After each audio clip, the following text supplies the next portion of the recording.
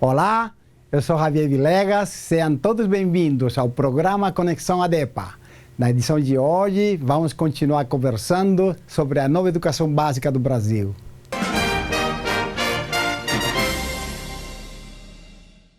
O nosso convidado é o economista Gabriel Peixoto Oliveira, que integra uma equipe de professores em Belém. Ele é responsável por criar uma solução para facilitar a implantação da nova base educacional no estado do Pará. O professor Gabriel é economista, formado pela Universidade Federal do Pará, especialista em elaboração de projetos, consultor da IED, professor de elaboração de projetos da Escola Superior de Educação Fazendária, Escola de Governança Pública do Estado do Pará, Faculdade Estácio e do SEBRAE. É com muita satisfação, professor Gabriel, seja bem-vindo a este programa Conexão ADEPA, que estamos mais uma vez entrando no ar. É uma edição nova, queremos entender melhor sobre a área da educação. Anteriormente, o professor João Batista Sena esteve junto conosco, já trabalhando o entendimento sobre a educação básica integral. Eu vou começar com você, fazer algumas perguntas sobre o documento novo da Educação Básica Integral, que é isso da NBCC. Professor Gabriel, eu gostaria de entender exatamente com você, o que você pensa desse novo documento que está sendo introduzido nas escolas de todo o Brasil? Javier, em primeiro lugar, é uma honra, muito obrigado pelo convite, né? Dividir o mesmo espaço que o professor João Batista, que esteve aqui no último programa, eu assisti a entrevista do professor, é uma entrevista que realmente deve ser guardada e multiplicada para as escolas. O professor João Batista deu uma aula sobre a nova base comum curricular, Base Nacional Comum Curricular. Se você não assistiu, por favor, pesquise na TV Grão-Pará, pegue essa entrevista. Se você é educador, pegue essa entrevista, porque o professor João Batista realmente nos dá uma aula sobre a nova BNCC. Bom, Javier, em primeiro lugar, te parabenizar pela ADEPA, por essa associação de empresários tão democrática que você criou. Gente, na ADEPA você tem desde gente que mexe com floricultura, vende café, enfim, a ADEPA é um grande guarda-chuva que abriga quem quer empreender, quem quer trabalhar como empresário nesse estado, e a gente sabe que não é fácil ser empresário nesse país. E o Javier é um cara aí que está há muito tempo batalhando nesse sentido para agregar os empresários e defende a pauta dos empresários com unhas e dentes, seja do agro, seja da indústria, seja do comércio, enfim, venha para a ADEPA, que é algo realmente muito legal. Eu fico muito feliz de ter sido convidado para contribuir. Bom, mas a nossa pauta aqui é educação, Javier. Mas antes de falar como educador, eu gostaria de falar um pouco como economista. E como economista, o que aflige hoje, né, antes de eu responder a sua pergunta sobre essa questão da educação, eu não vou entrar na BNCC, como eu já falei, o professor João Batista já deu aquela aula, então a gente vai dizer como a gente pode colocar a BNCC na prática, né? Hoje, como economista, o que está afligindo as famílias? A questão do desemprego. E aí é um erro de se achar que o desemprego é um problema no Brasil. Na realidade, o problema do Brasil é a questão da empregabilidade. Hoje, infelizmente, os nossos jovens, eles não são formados para empreender. Tem uma pesquisa recente, você é empresário, sabe disso, 70% dos empresários brasileiros, eles querem contratar, mas eles não conseguem contratar. Por quê? Porque entre contratar uma pessoa que vai dar dor de cabeça e deixar a cadeira vazia, ele opta por deixar aquela cadeira vazia. Então, hoje o nosso problema é exatamente essa falta de empreendedorismo nas escolas. Infelizmente, o nosso ensino, ele ainda está muito engessado, o nosso ensino ele não está voltado para que o jovem possa empreender e, infelizmente, a escola está distante do mercado. Então, a nova Base Nacional Comum Curricular, ela vem para tentar diminuir esse ato entre escola e mercado. Eu acho que essa é a grande proposta da nova BNCC. Legal, professor. Agora me fez lembrar um pensamento aí, é que a nossa educação atualmente no Brasil, dentro das escolas, nós temos um ensino do século XIX, com professores do século XX e alunos do século XXI. Então, tudo isso nos faz com que a gente, como empresários, como às vezes educadores, que é da área do professor João Batista Sena, que você como economista vai entender realmente o que precisa, como nos integrar. Empresário que dá emprego, empregado ou trabalhador que é emprego. Então, o que a gente quer fazer? É juntar tudo isso numa formulação. Então, novo ensino básico está vindo realmente para dar uma solução a essa nova geração? Infelizmente, Javier, essa máxima, né, que geralmente é muito forte. Realmente, infelizmente, o nosso ensino ainda é do século XIX e a gente teve essa questão hoje na pandemia, né? Eu tenho um aluno de 15 anos, um filho de 15 anos, que ele estuda numa das escolas mais tradicionais desse estado. E era impressionante, porque na hora de subir a apresentação para o Teams, para o Zoom, para as plataformas de ensino, quem tinha que fazer eram os alunos, porque os professores tinham essa dificuldade. Então, a pandemia ela escancarou isso. Tanto faz se é escola pública, privada, a gente tem essa questão dessa distância entre o ensino e as novas tecnologias disponíveis. Isso a pandemia escancarou. Então, realmente, nós precisamos virar esse jogo. E como é que se vira esse jogo? Nós precisamos aprender algo que é muito novo, que é aprender com o futuro. O futuro ele está vindo cada vez mais rápido e nós precisamos não apenas aprender com o passado, nós precisamos aprender com o futuro. As novas empresas que estão aí são empresas tecnológicas. Na década de 80 eu fiz curso de torneiro mecânico. E ali era um chave de fenda, parafuso, enfim, era todo um ferramental. Isso não existe mais. Hoje os tornos... Se você não entender de logaritmo, de comando numérico, você não chega nem perto de uma máquina dessa. Então, hoje é necessário que a escola ela possa sair, digamos assim, dos seus muros, entender o que está acontecendo no mercado e trazer este conhecimento para dentro da instituição. Então, o segredo hoje, realmente, para que a gente possa colocar a BNCC em prática, para que a gente possa virar este jogo, é a gente entender uma coisa que se chama aprender com o futuro. Legal, professor Gabriel. Me permita realmente assim, um pouco dar o meu raciocínio. Eu sei que se fala dessa nova educação, mas a gente precisa entender, eu sei que não é fácil. Precisamos realmente trabalhar, encontrar essas novas formas para introduzir aos professores, aos alunos, aos gestores. Então, como deve participar realmente isso? Como deve se introduzir dentro da escola? Eu sei que não é fácil. Isso não é numa semana. Então, precisamos de tempo. Então, se o senhor tiver assim, um caminho para nos dar, como deve ser introduzida essa nova educação dentro da escola? Há uma fórmula para isso? Javier, o primeiro passo é nós corrigirmos algo que há muito tempo já deveria ter sido feito no Brasil, que é a educação regionalizada. O jovem ele precisa aprender com o seu quintal. Por exemplo, eu fui educado na década de 80, né, início dos anos 90, ensino fundamental e médio. Se você me perguntar o nome de um vale, eu vou te dizer Vale do Jequitinhonha. Se você me perguntar o nome de um pico, eu vou dizer Pico da Neblina. Se você me perguntar o nome de uma serra, eu vou dizer Serra da Canastra, enfim. Por quê? Porque o que tinha no meu livro, o que tem hoje nos livros didáticos, infelizmente, das crianças, ainda é um conteúdo que não diz respeito à realidade dela. A gente tem um colega que, acho que você conhece muito bem, o professor Manuel José, e ele estava na França fazendo o pós-doutorado dele, e de repente ele está sentado lá num banco esperando ser atendido por um dentista, e ele pega uma revista e começa a folhear. E ele vê lá a foto de um tamatá. Sim, aquele tamatá que a gente pregava né, quando era criança, né, e tal, que é muito bom no tucupi. Se você não experimentou ainda, tamatá no tucupi com jambu, opa, eu lhe recomendo bastante pimenta. Vamos. Aquela pimenta lá do Peru. Mas, enfim, então, o que é interessante? E o professor Manuel descobriu que lá, do grude do tamatá, os franceses estavam fazendo uma cola que era utilizado na aviação. Quer dizer, foi necessário os franceses virem aqui. O carrapicho, por exemplo, que a gente vivia grudado com aquilo, gerou o velcro que foi criado por um americano. O que eu preciso fazer? Eu preciso que esse jovem que hoje está lá em Canaã dos Carajás, que hoje está lá em Jacareacanga, ele aprenda com o seu quintal. O que ele tem no quintal? Tem o jaborandi? O que ele tem no quintal? Ele tem o tracajá?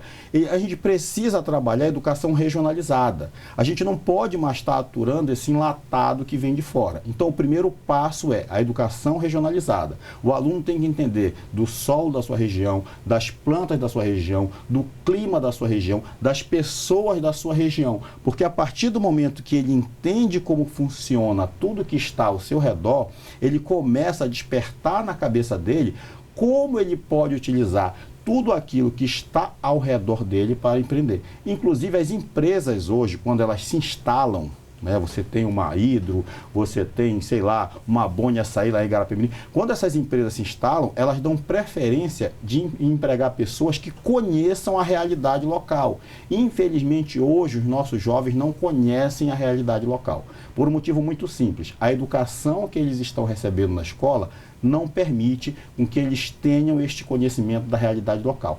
Esse é o primeiro grande passo para que a gente possa começar a mudar, virar esse jogo.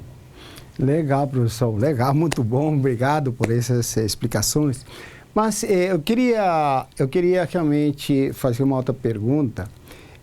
Nós sabemos que as empresas, realmente, quando se instalam, eles procuram profissionais ou técnicos, não, que possam se integrar no lado do desenvolvimento e no crescimento da empresa. Eu vou lhe fazer uma pergunta, professor, exatamente. Então, isso significa que a escola, tá? O novo documento de educação básica, ela vai qualificar pessoas, vai qualificar os alunos, vão estar prontos. Me responda no próximo bloco, por favor. Vamos aguardar, que é vital importância a sua resposta.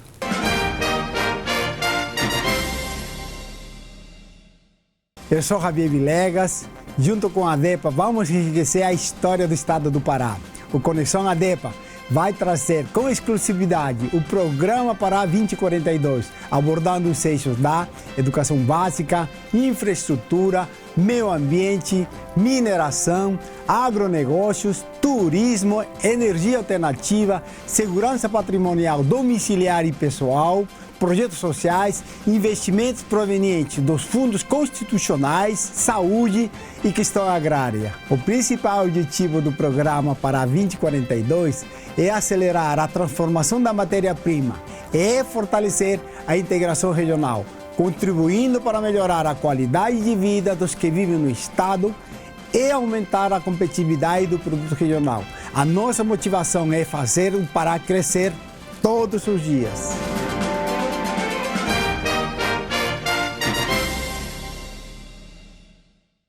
Voltamos novamente ao programa, né, com o professor Gabriel Peixoto Oliveira, economista, não está aqui nos dando essa valiosa entrevista, a compreensão sobre a educação básica.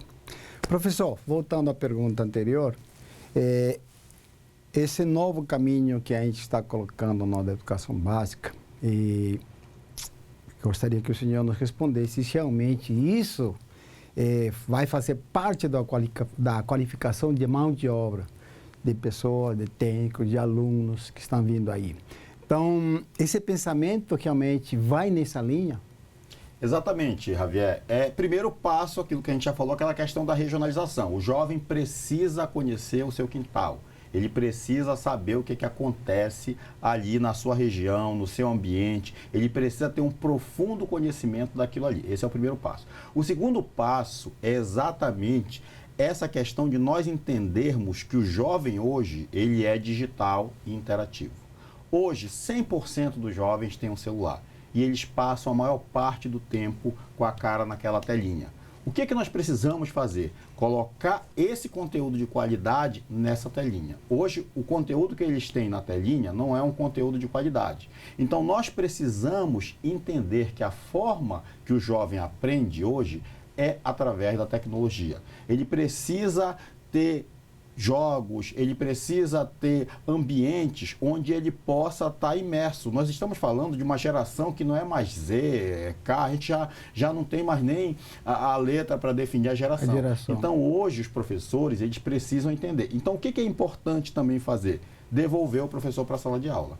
O Joe Biden está gastando 4 bilhões de dólares nos Estados Unidos para devolver o professor americano para dentro da sala de aula, exatamente para que ele possa aprender essas novas tecnologias.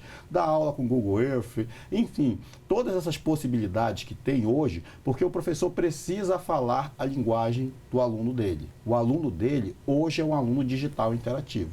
Quem nasceu no ano 2000 para cá, muitos estados americanos, e você conhece muito bem os Estados Unidos, a China, você é um cara muito viajado, você sabe que muitas escolas sequer exigem que o aluno tenha letra cursiva. Então, o aluno ele sequer é alfabetizado escrevendo e tal. Hoje em dia, ele já é alfabetizado na digitação, já é alfabetizado em outros idiomas, enfim. Então, nós precisamos entender, primeiro passo, definir que o ensino ele precisa ser regional e local. É o que nós chamamos de glocalização, que é globalizar localmente, né? Isso é um termo que foi usado aí, que é muito interessante, que é localizar as coisas, para que o aluno ele possa, a partir do ambiente dele, partir para o mundo. E o segundo grande passo é nós colocarmos tudo isso em plataformas digitais, para que ele possa ter esse acesso. Mas, fundamentalmente, para que isso possa funcionar, é necessário que os professores eles sejam qualificados nessas tecnologias, nessas novas metodologias. Nós precisamos devolver o professor na sala de aula para que aquele conteúdo que ele tem na cabeça, toda aquela sua experiência armazenada, a gente possa colocar isso na linguagem dos jovens, que é a plataforma. E a empresa para a qual eu presto consultoria, a IED, ela fez um trabalho, ela está há muitos anos fazendo esse trabalho de pesquisa, reuniu profissionais do mais alto nível, reuniu técnicos, engenheiros, enfim, e está com essa proposta de fazer este modelo de ensino onde toda essa questão regional, ela possa estar dentro de uma plataforma falando essa linguagem desse novo aluno. Legal, professor. Passou assim um flash na minha cabeça, né? Nós estamos, você bem falou agora, nós empresário que conhece o mundo, principalmente eu que tive essa oportunidade de conhecer os países europeus, países asiáticos, a América do Norte. Então, a gente percebe que realmente é teria-se um espaço melhor para a educação, né? Diria que tem um conhecimento melhor. Os alunos estão um pouco mais avançados, diria assim. E no Brasil a gente vê ainda... Estamos tentando introduzir, estamos falando aqui de uma introdução. Isso significa que os países europeus ou americanos não estão muito na frente da gente. Por que houve esse retraso? O que houve? Qual é a retração? O que realmente fez essa defasagem? O que está acontecendo realmente? O Brasil, eu diria assim, não sei quantos anos atrás estamos desses países. Mas se o caminho é certo, é isso mesmo que já está de fato essa nova educação dentro do Brasil, é lei. Aí quando que deve ser introduzido de fato aqui no Brasil?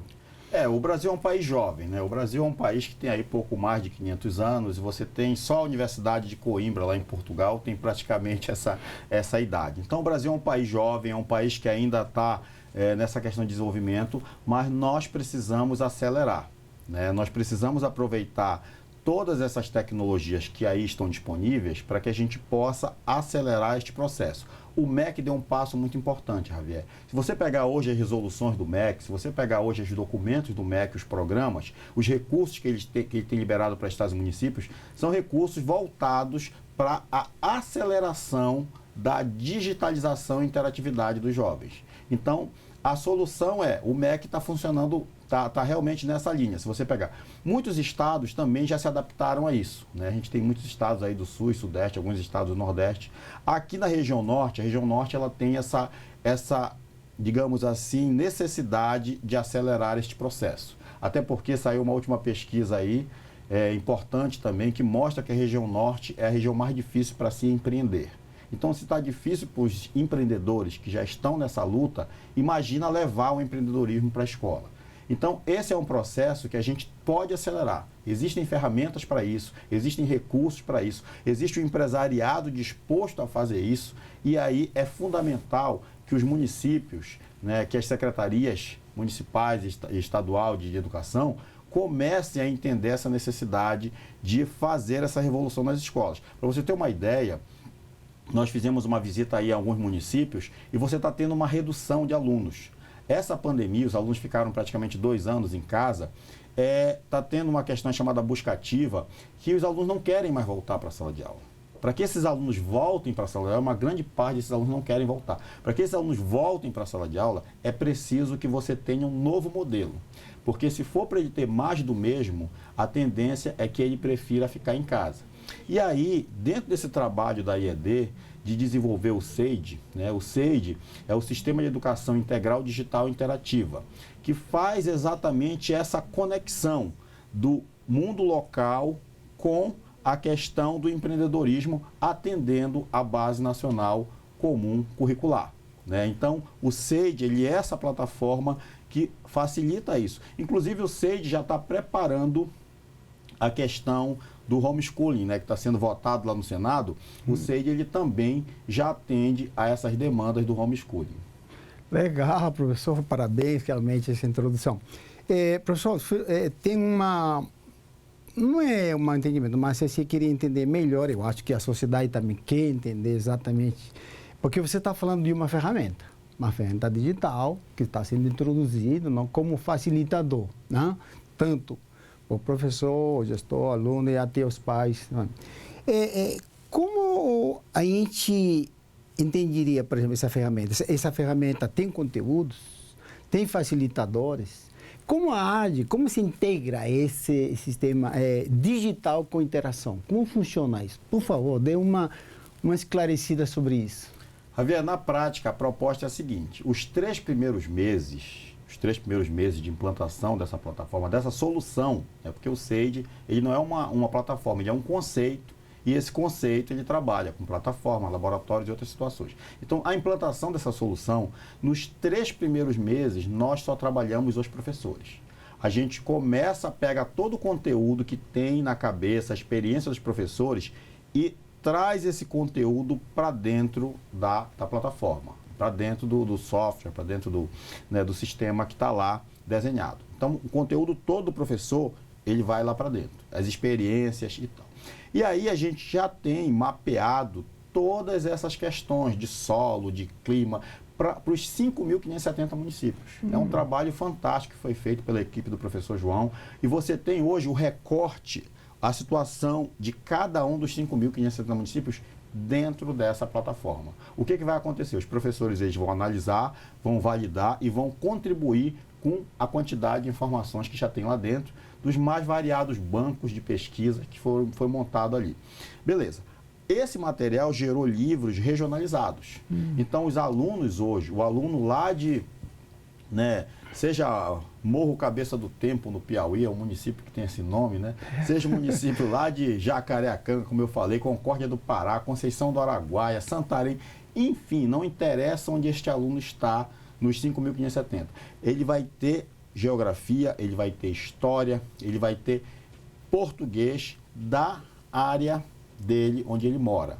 Ele vai conhecer, lógico, ele vai ter a visão global do país como um todo, mas fundamentalmente ele vai ter o conhecimento daquela região ali. Uma outra coisa que o SEID traz, além desses livros regionalizados, com conteúdo regionalizado, é a questão que nós chamamos de síntese. O que é a síntese? Por exemplo, o cérebro do homem teve um determinado momento, ele estava de determinado tamanho, ele foi diminuindo, até que ele chegou até, acho que é 40 mil anos atrás, ele parou de ter mudanças. O que você tem aí? Você tem história, ciência, geografia, uma série de temas num único fator. Então, o que é importante na síntese? A síntese são conteúdos que perpassam por várias áreas do conhecimento. História, geografia, matemática. Então, esses temas transversais, eles são tratados em livros que nós chamamos de síntese. Então, além do conteúdo local, regionalizado, ele também tem a questão da síntese. Mas, realmente, o que é importantíssimo no SEID, além desses conteúdos, são as práticas e os laboratórios que eu posso comentar, conforme for o nosso tempo aqui. Legal, professor. Não, realmente me chamou a atenção. Você está falando de uma forma diferente a uma ferramenta digital que está sendo introduzida. Eu queria entrar nesse lado, por exemplo, de que forma o lado digital funciona. Nós temos numa escola, por exemplo, diversos laboratórios físicos. Hoje em dia é difícil de manter isso, não sabemos. A gente sabe que grande parte das escolas tem, mas não tem ao mesmo tempo. Existe alguma nova metodologia, por exemplo, quando você fala dessa ferramenta, há laboratórios virtuais?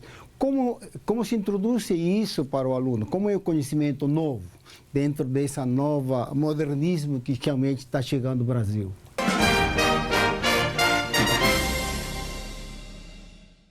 Olá, pessoal. Eu sou Javier Villegas e estou aqui para anunciar o grande evento que irá acontecer no dia 30 de junho, aqui na cidade de Belém, o Fórum Internacional dos Municípios dos Países BRICS, que participam o Brasil, a Rússia, Índia, China e África do Sul.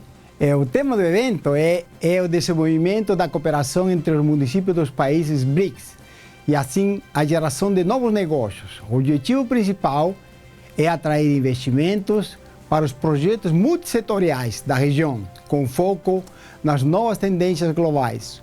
O Fórum em BRICS vai ser imperdível e visa celebrar acordos de cooperação entre os municípios com possibilidade de firmar grandes contratos de negócios entre as empresas e corporações dos países BRICS. Venha participar dessa grande oportunidade que estamos trazendo para o estado do Pará, para fazer bons negócios com investidores e corporações dos países Brasil, Rússia, Índia, China e África do Sul. Esta oportunidade de intercâmbio cultural irá acontecer na cidade de Belém, o dia 30 de junho, das 14 às 20 horas, no Hotel Princesa Luçá, Avenida Presidente Vargas, município de Belém. Participe!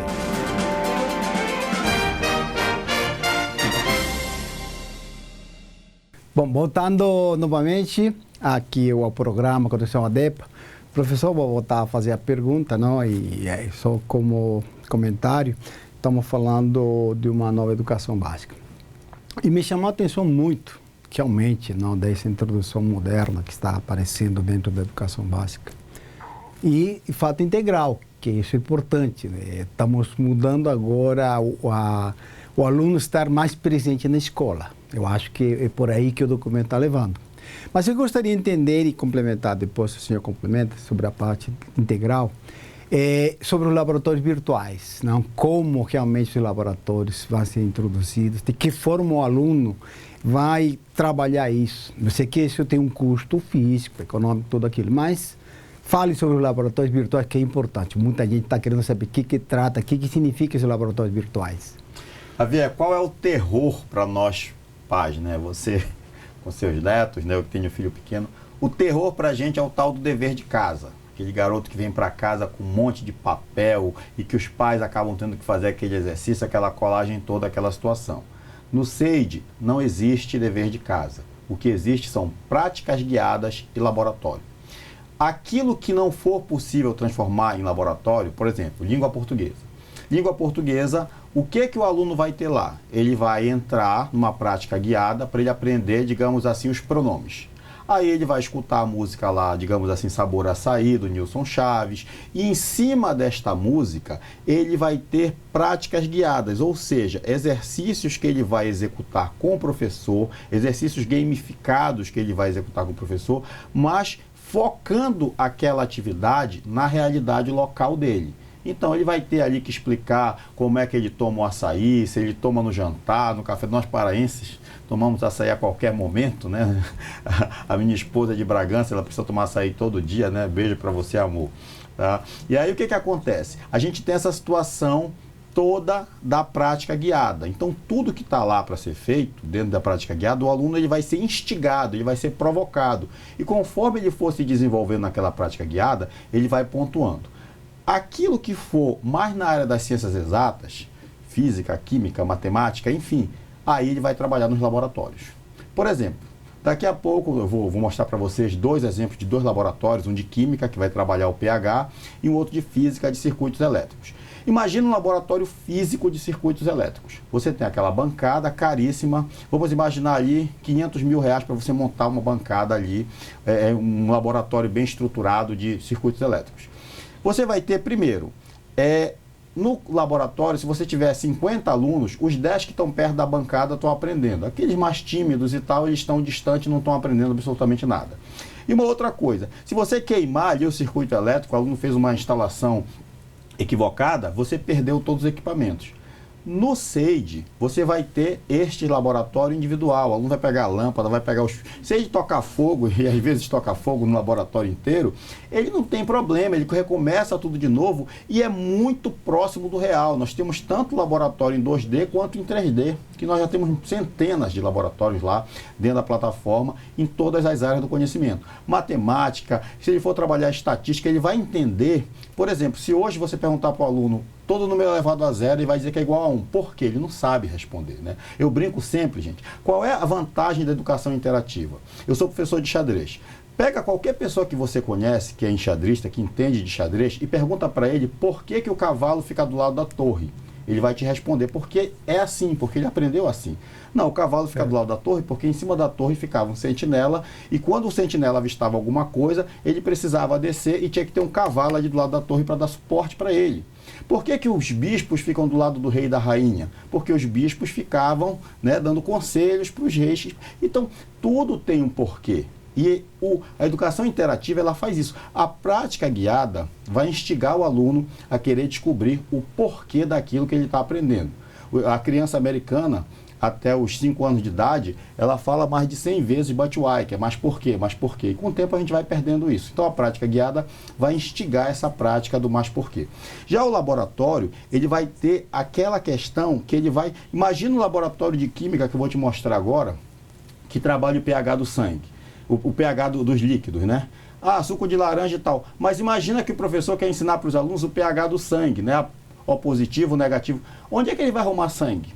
Ele vai mandar o Hemopa, mandar o sangue para lá na bolsa? Claro que não, né? Não tem como, vou mandar os alunos embora. Não vai fazer isso, né? Certo. Mas no laboratório virtual, ele pode trazer o sangue, pode trazer o suco de laranja, pode trazer qual for a substância para fazer essa experiência. Eu gostaria rapidamente de mostrar para você o exemplo de 2 laboratórios que nós temos, esse do pH e o de circuitos elétricos, que as crianças elas ficam empolgadas, elas ficam... E aquele garoto mais tímido, que tem medo de chegar perto de uma bancada e tal, mais introvertido, ele vai lá e vai fazer esse trabalho. Então, eu gostaria de mostrar agora para você esses 2 exemplos desses laboratórios que fica melhor para você visualizar aquilo que eu estou falando e respondendo a sua pergunta. Vamos conhecer um pouco mais os nossos laboratórios? Agora, vamos realizar uma atividade dos componentes curriculares Química e Ciências no Laboratório Escala de pH.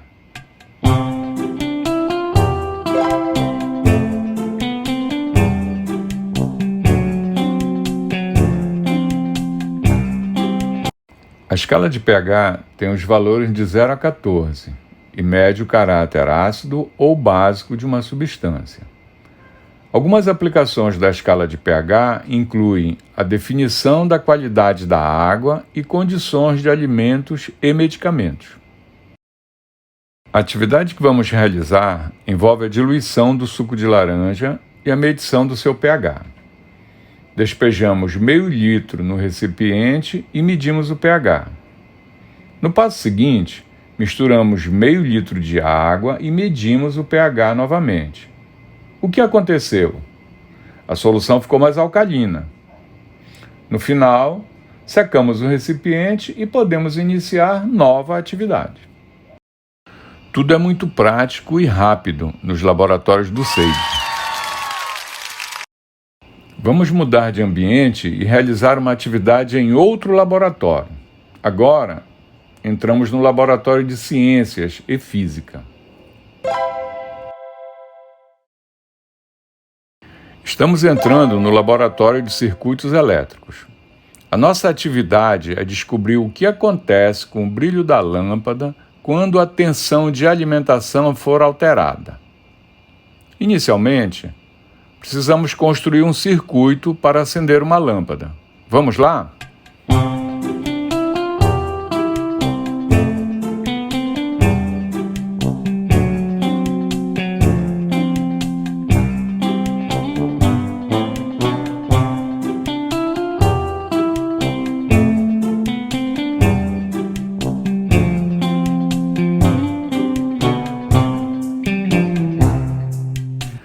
Agora vamos aumentar a tensão de alimentação.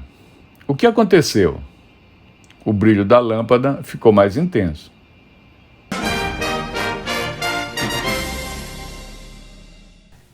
Realmente, professor, esses laboratórios são incríveis, não? Essa aí é a parte digital, não? A gente começa a entender exatamente a facilidade que existe, não? De lidar, não? Estar mais entroçado, mais interativo, mais dentro do laboratório, uma facilidade com que você mexe esse laboratório. Isso é incrível. Mas é um mundo novo, é um mundo moderno, né? Estamos entrando num campo diferente, eu acredito que vai realmente ser atrativo aos alunos esse tipo de trabalho que a IED ou a empresa que está elaborando isso, não? Então, é um facilitador realmente. Professor, Eu gostaria de estar mais tempo com você. Sei que aqui, sua presença realmente nos dá muito conhecimento. Parabéns, professor, por todo esse conhecimento que vocês têm. Eu sei que a sociedade está atenta a esse tipo de esclarecimento quando se trata de educação. A sociedade civil não está realmente cobrando um pouco sobre a educação nas escolas. Não? Esteve a academia, a pandemia melhor, esteve as outras situações econômicas, sei lá. Mas agora, nesse novo rumo, me parece que já estamos introduzindo, estamos saindo, né? Apesar que nosso Estado está lá para trás, né?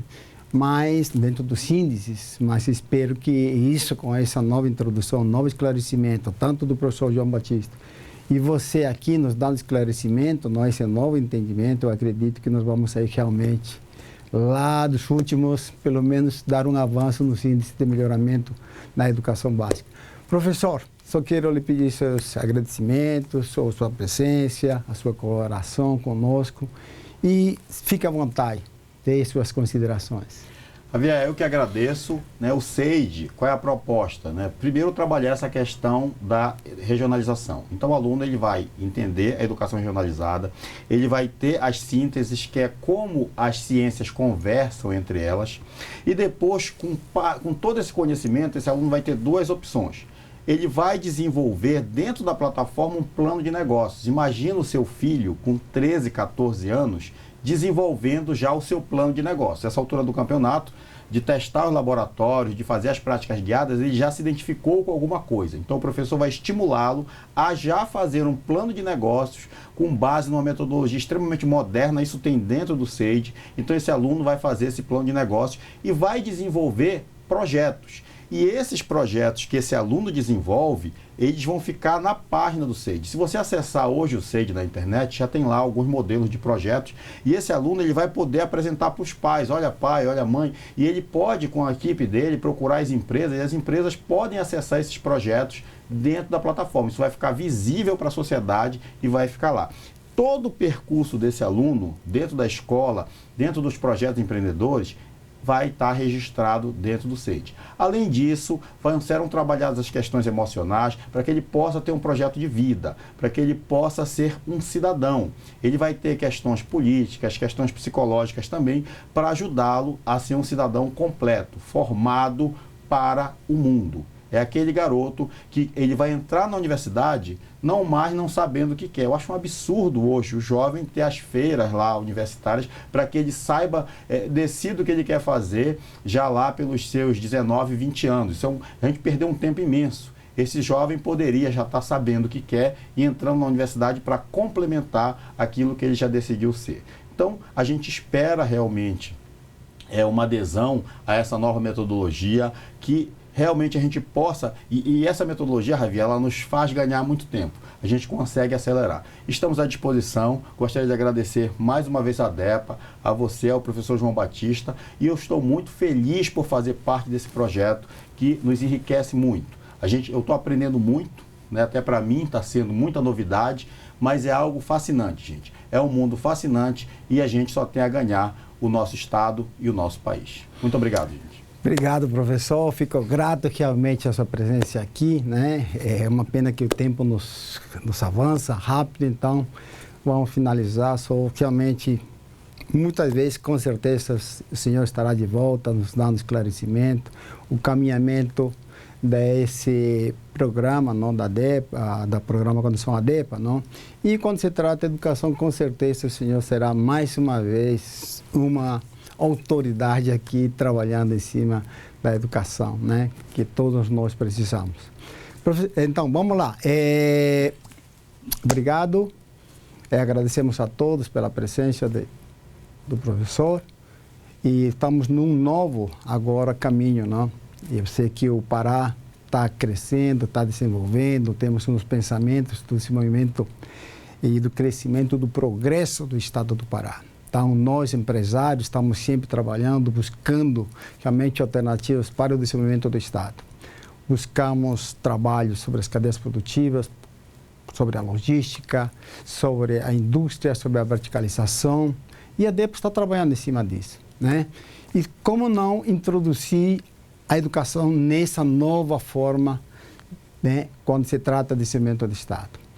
Então, vamos seguir sempre em frente, queremos realmente estar atentos ao que vem acontecendo, a essas novas mudanças, ao novo crescimento, ao progresso do Estado, né?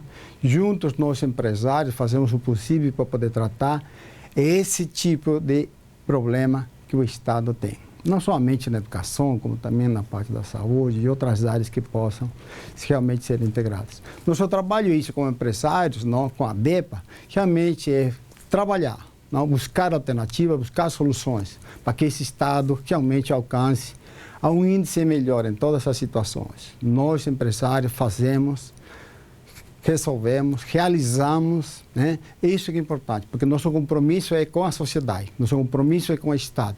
Então, é isso que nós queremos fazer, tá? Obrigado por mais esse programa, lhe agradecemos a todos, né? É isso aí, por favor. Então, até a próxima. Olá, pessoal, eu sou Javier Villegas e estou aqui para anunciar o grande evento que irá acontecer no dia 30 de junho, aqui na cidade de Belém, o Fórum Internacional dos Municípios dos Países BRICS, que participam o Brasil, a Rússia, Índia, China e África do Sul. O tema do evento é o desenvolvimento da cooperação entre os municípios dos países BRICS e, assim, a geração de novos negócios. O objetivo principal é atrair investimentos para os projetos multissetoriais da região, com foco nas novas tendências globais. O Fórum em BRICS vai ser imperdível e visa celebrar acordos de cooperação entre os municípios com possibilidade de firmar grandes contratos de negócio entre as empresas e corporações dos países BRICS. Venha participar dessa grande oportunidade que estamos trazendo para o estado do Pará, para fazer bons negócios com investidores e corporações dos países Brasil, Rússia, Índia, China e África do Sul. Esta oportunidade de intercâmbio cultural irá acontecer na cidade de Belém, no dia 30 de junho, das 14 às 20 horas, no Hotel Princesa Luçá, Avenida Presidente Vargas, município de Belém. Participe!